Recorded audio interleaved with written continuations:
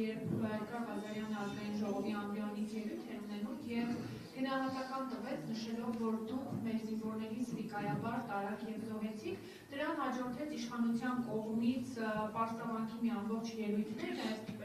ստիպում էին, որ Էդգար Ղազարյանը մանդատը վայր դնի կամ եթե դուք չեք ինքնակազմակերպում դուրս կշպրտել,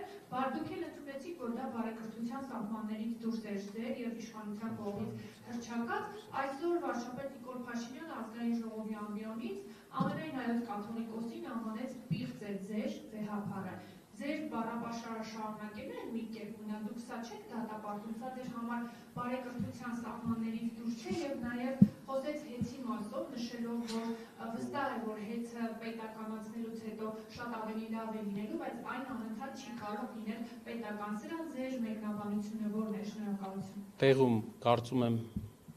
արձագանքը եղավ տեղում եւ այդ արձագանքը հասցեական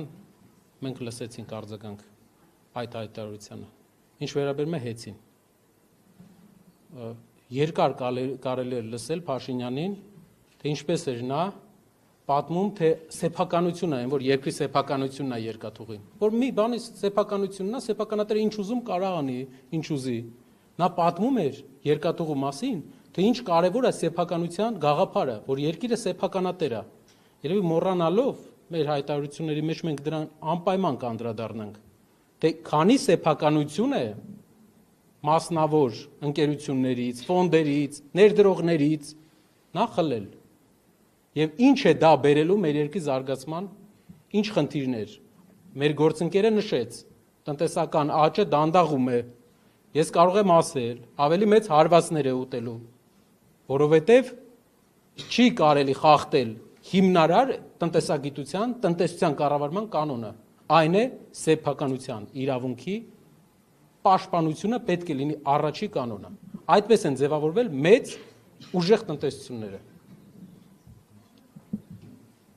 Ակտիվի Հակոբյան, պարոն Կարապետյան, այսօր ազգային ժողովում քննարկվում է կառավարության այն ծրագիրը, որում հստակ ենթագրուղ կա, որտեղ նշված է կաթողիկոսի հեռացումը, թեև ժամկետներ չի նշվում, բայց 2025 թվականին եկեղեցին մեր ձևով պաշտպանելու հայտարարությունից հետո ձեր հորեղբայրը Սամվել Կարապետյանը ձերբակալվեց, ապա կալանավորվեց, քանի որ այսօր ազգային ժողովում քննարկվում է նաև կառավարության այն ծրագիրը, որում հստակ կաթողիկոսի հեռացման հարցն է դրված, ուզում եմ հարցնել, եթե բանը հասնի դրան, դուք շարունակելու եք ձեր ձևով պաշտպանել եկեղեցին եւ ինչպես է դա տեղի ունենա։ Մենք եւ 100,000-ավոր հայաստանցիներ, հայեր